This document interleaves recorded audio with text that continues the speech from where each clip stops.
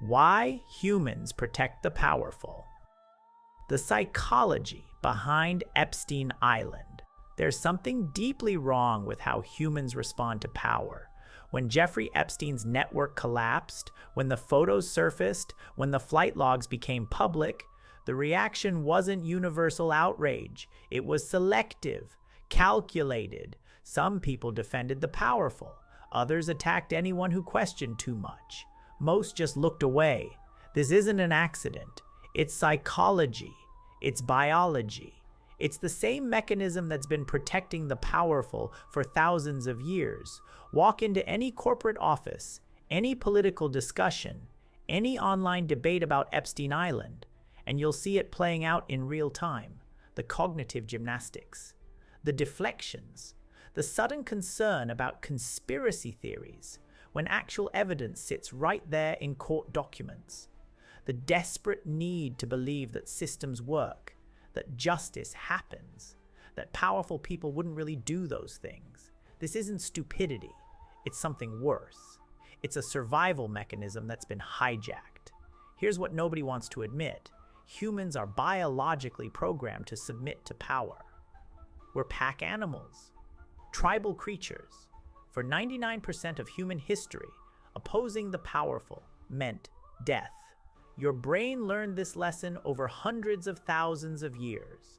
The humans who challenged the chief got exiled, starved, killed. The humans who submitted, who defended the powerful, who looked away when necessary, they survived.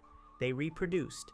They passed on those genes. Your brain is descended from the humans who knew when to shut up and bow down. This is why the Epstein case breaks people's brains. The evidence is overwhelming. Flight logs with names, photos with timestamps, victim testimony under oath. Court documents that would bury anyone without power. But watch what happens when you bring this up. Watch the defenses that emerge. We need to be careful about accusations. What about due process? You can't just believe everything you hear. These same people don't apply this standard to anyone without power. They don't demand flight logs and sworn testimony before canceling some random person on social media. But when it's the powerful, suddenly everyone's a legal scholar concerned about presumption of innocence. The psychology here is called just world hypothesis. Your brain desperately wants to believe that the world is fair, that good things happen to good people, that bad things happen to bad people, that people in positions of power got there through merit, that systems work, that justice exists.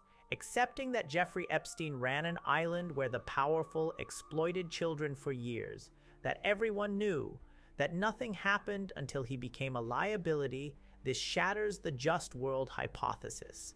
It means the world is fundamentally unfair. It means power protects power.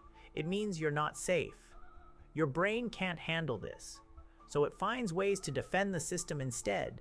This is where cognitive dissonance kicks in. You have two conflicting beliefs. One, that the world is generally just and systems work. Two, that powerful people got away with horrendous crimes for decades while everyone looked away. These can't both be true. Your brain has to resolve this conflict. And here's the dark part. It's easier to doubt the victims than to accept that systems failed. It's easier to attack the whistleblowers than to admit power corrupts absolutely.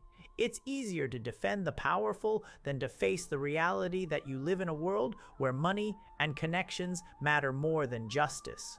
Look at how the media handled it. The initial stories, the careful language, the focus on Epstein as one bad apple rather than a symptom of systemic rot, the way certain names got memory hold while others got repeated endlessly, the sudden concern about victim reliability when these same outlets never questioned victim reliability in cases involving the powerless. This isn't journalism, it's protection. It's the same mechanism playing out at a societal level. The powerful protect the powerful because they're all part of the same system. Expose one, you expose them all. But it goes deeper than media manipulation. It's about status anxiety. Most people aren't powerful. They're not flying to private islands. They're working jobs they hate, struggling with bills, feeling powerless in their own lives. But they can identify with power.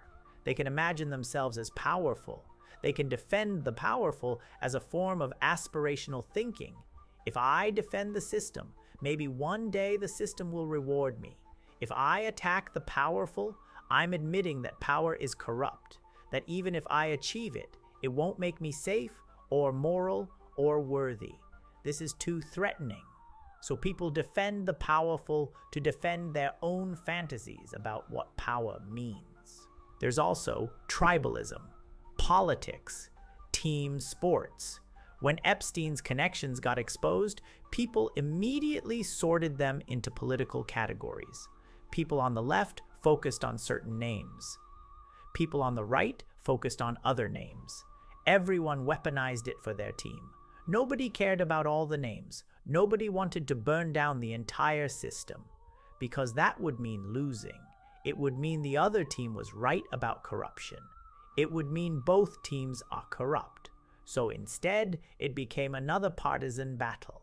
Everyone protecting their side's powerful people while attacking the other side's powerful people. The victims disappeared from the conversation entirely.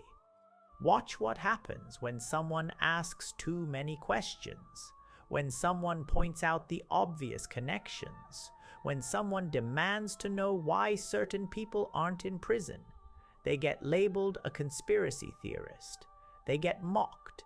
They get told to do their own research sarcastically, as if researching publicly available court documents is somehow unhinged. This is a defense mechanism. It's how the collective protects power, by making it socially costly to question too much, by making it embarrassing to care, by turning concern into a punchline. The neuroscience here is fascinating and disturbing. When you identify with a powerful figure, your brain's reward centers light up.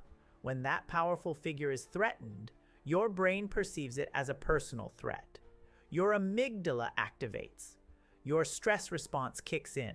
You're not defending a stranger. You're defending part of your identity. You're defending your belief system. You're defending your understanding of how the world works. This is why people get so emotional.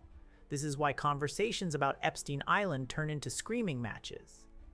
It's not really about him. It's about what accepting the truth would cost psychologically.